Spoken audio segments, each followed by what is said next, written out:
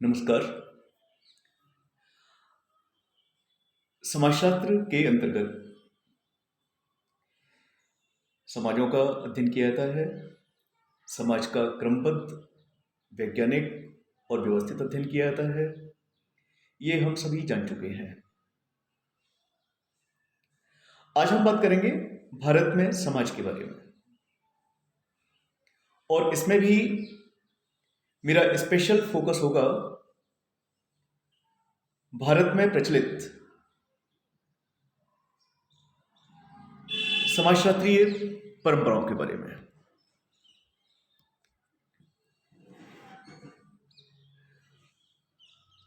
जिस प्रकार समाजशास्त्र विश्व के सभी समाजों में, विश्व के सभी देशों में विकास की ओर निरंतर उन्मुख है, उसी प्रकार भारत में भी समाजशास्त्र दिन प्रतिदिन ऊंचाइयों को छूता हुआ ऊपर की ओर आगे बढ़ रहा है। भारतीय समाजशास्त्र के विकास और योगदान में, भारतीय समाजशास्त्र के विकास में अनेकों भारतीय समाजशास्त्रियों का योगदान रहा है। ये समाजशास्त्री किसी एक राज्य से नहीं है, अपितु अलग अलग राज्यों से संबंधित हैं। Doctor Radhakamal Mukherjee, doctor DP Mukherjee, doctor GS Ghurye, doctor Chauhan, doctor DD Goyal, doctor MN Srinivas, doctor Yogendra Singh, ये कुछ विशेष समाजशास्त्रियों के नाम हैं। ये वो समाजशास्त्री हैं जिन्होंने समाजशास्त्र को भारत में न केवल स्थापित किया, बल्कि इसके विकास में अपना महत्वपूर्ण योगदान दिया। भारतीय समाजशास्त्र पर अगर हम दृष्टिपात करें, अगर हम इस पर चिंतन करें, मंथन करें, तो एक बात स्पष्ट है कि कुछ समाजशास्त्रीय परंपराएं हैं जो भारतीय समाजशास्त्र या भारतीय समाजशास्त्रीय अध्ययनों में देखी जा सकती हैं। इनकी झलक को विभिन्न सामाजिक अध्ययनों, समाजशास्त्रीय अध्ययनों में देखा जा सकता है। भारतीय समाजशास्त्र में प्रचलित सभी परंपराओं को दो वर्गों में वर्गीकृत कर सकते हैं। पहली परंपराएं हैं पाठीय परंपराएं, अर्थात टेक्सचुअल ट्रेडिशंस, और दूसरी परंपराएं हैं क्षेत्रीय परंपराएं, अर्थात फील्ड व्यू ट्रेडिशंस।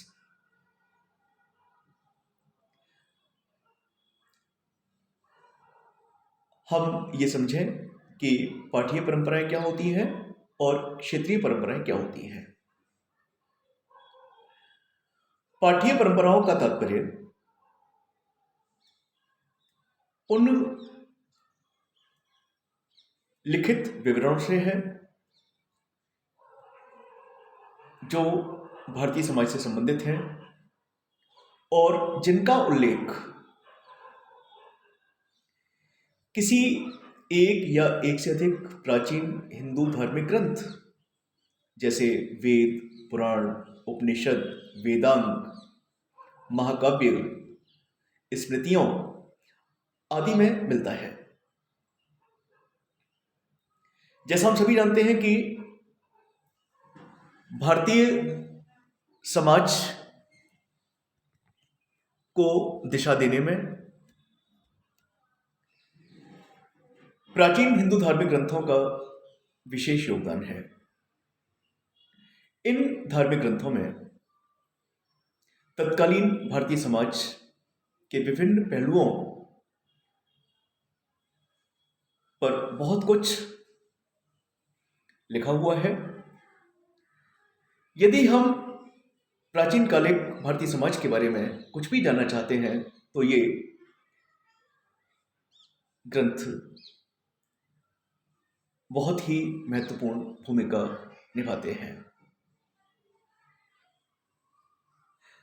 संपूर्ण भारतीय समाज का आधार प्राचीन हिंदू धार्मिक ग्रंथ हैं। वेदों में लिखी हुई बातें हैं, महाकाव्यों में लिखी हुई बातें हैं, पुराणों में लिखी हुई बातें हैं। इन ग्रंथों में लिखे हुए वर्णन ने भारतीय समाज को निरंतर एक दिशा प्रदान की है। आज भी ये ग्रंथ या इनमें लिखे हुए जो बातें हैं, इनमें दिए गए जो उल्लेख हैं, वो भारतीय समाजशास्त्रियों को मार्गदर्शन प्रदान करते हैं और उनको समाजशास्त्रीय विधाओं से, सामाजिक विधाओं से जोड़ने का कार्य करते हैं। संक्षेप में हम एक बार दोबारा बात करें, भारतीय समाज से संबंधित, भारतीय समाज के विभिन्न पहलुओं से संबंधित वे बातें, वे उल्लेख, वे संदर्भ जो प्राचीन हिंदू धार्मिक ग्रंथों में मिलते हैं और जो वर्तमान में भी, वर्तमान भारतीय समाज में भी प्रचलित हैं और जो भारतीय समाजशास्त्रियों के लिए अध्ययन का मार्ग प्रशस्त करते हैं, वे पाठ्य परंपराएं कहलाती हैं। क्षेत्रीय परंपराओं से तात्पर्य है